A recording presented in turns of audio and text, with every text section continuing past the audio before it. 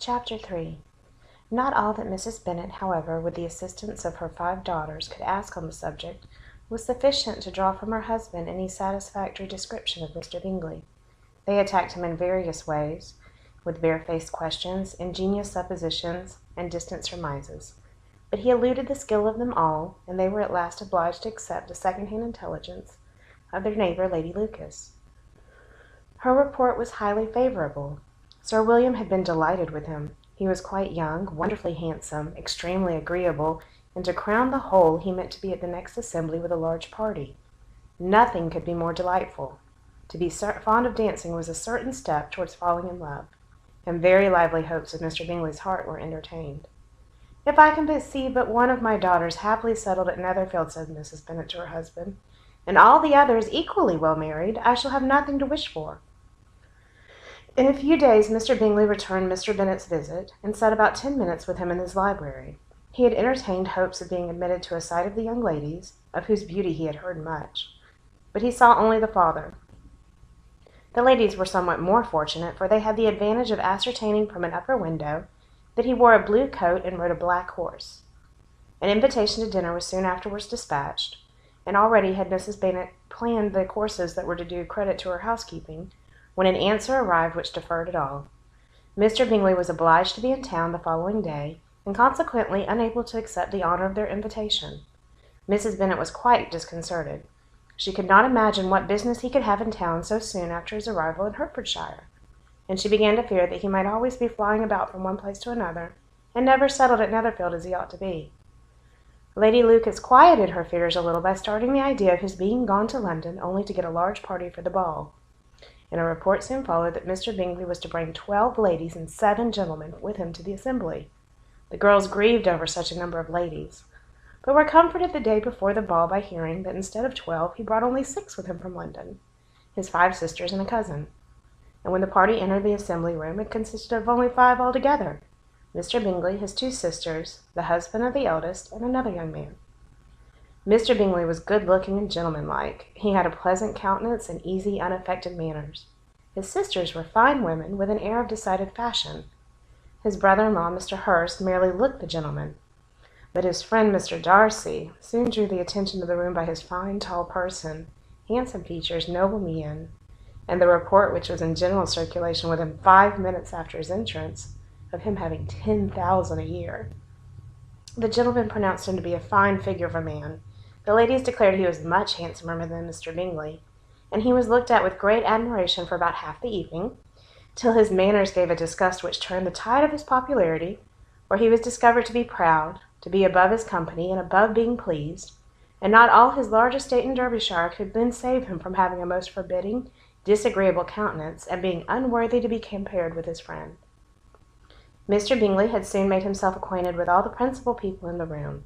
He was lively and unreserved, danced every dance, was angry that the ball closed so early, and talked of giving one himself at Netherfield. Such amiable qualities must speak for themselves. What a contrast between him and his friend! Mr. Darcy danced only once with Mrs. Hurst and once with Miss Bingley, declined being introduced to any other lady, and spent the rest of the evening in walking about the room, speaking only occasionally to one of his own party. His character was decided. He was the proudest, most disagreeable man in the world, and everybody hoped that he would never come there again.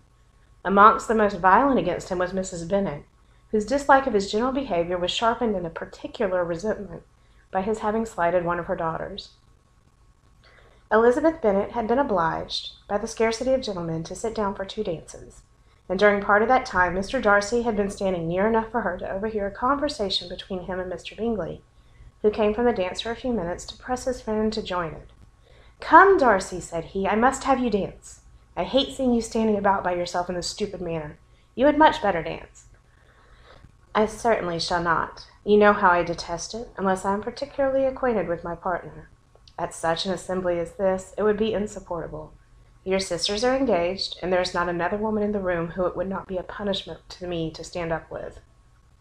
"I would not be so fastidious as you are," cried Bingley, "for a kingdom. Upon my honour, I never met with so many pleasant girls in my life as I have this evening. And there are several of them you see uncommonly pretty." "You are dancing with the only handsome girl in the room," said Mr. Darcy, looking at the eldest Miss Bennet. "Oh, she is the most beautiful creature I've ever beheld. But there's one of her sisters sitting down just behind you, who is very pretty, and I dare say very agreeable. Do let me ask my partner to introduce you." "Which do you mean?" And turning around, he looked for a moment at Elizabeth, till catching her eye, he withdrew his own and coldly said, "She is tolerable, but not handsome enough to tempt me, and I am in no humor at present to give consequence to young ladies who are slighted by other men. You had better return to your partner and enjoy her smiles, or you are wasting your time with me."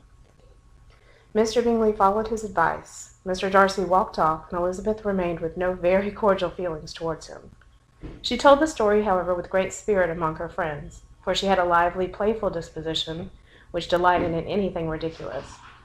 The evening altogether passed off pleasantly to the whole family. Mrs. Bennet had seen her eldest daughter much admired by the Netherfield party. Mr. Bingley had danced with her twice, and she had been distinguished by his sisters. Jane was as much gratified by this as her mother could be, though in a quieter way. Elizabeth felt Jane's pleasure. Mary had heard herself mentioned to Miss Bingley as the most accomplished girl in the neighbourhood, and Catherine and Lydia had been fortunate enough to never be without partners, which was all that they had yet learned to care for at a ball.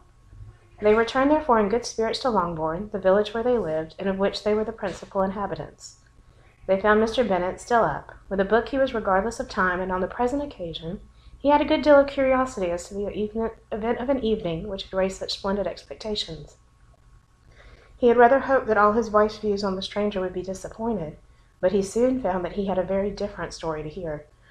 "Oh, my dear Mr. Bennet," as she entered the room, "we have had a most delightful evening, a most excellent ball. I wish you had been there. Jane was so admired, nothing could be like it. Everybody said how well she looked, and Mr. Bingley thought her quite beautiful, and danced with her twice. Only think of that, my dear, he actually danced with her twice, and she was the only creature in the room that he asked a second time. First of all he asked Miss Lucas. I was so vexed to see him stand up with her, but however he did not admire her at all. Indeed no one can, you know, and he seemed quite struck with Jane as she was going down the dance. So he inquired who she was, and got introduced and asked her for the two next. Then the 2/3 he danced with Miss King, and the 2/4 with Maria Lucas, and the 2/5 with Jane again, and the 2/6 with Lizzie, and a Bullinger. If he had had any compassion for me, cried her husband impatiently, he would not have danced half so much. For God's sake, say no more of his partners. Oh, that he had sprained his ankle in the first dance. Oh, my dear, continued Miss Bennet, I am quite delighted with him. He's so excessively handsome, and his sisters are charming women. I never saw in my life anything more elegant than their dresses. I dare say the lace upon Mrs. Hurst's gown—" Here she was interrupted again. Mr. Bennet protested against any description of finery. She was therefore obliged to seek another branch of the subject, and related with much bitterness of spirit and some exaggeration the shocking rudeness of Mr. Darcy. "But I can assure you," she added, "that Lizzie does not lose much by not suiting his fancy, for he is a most disagreeable, horrid man, not at all worth pleasing, so high and so conceited that there was no enduring him. He walked here and he walked there, fancying himself so very great, not handsome enough to dance with. I wish you had been there, my dear, for to have given him one of your set-downs. I quite detest the man."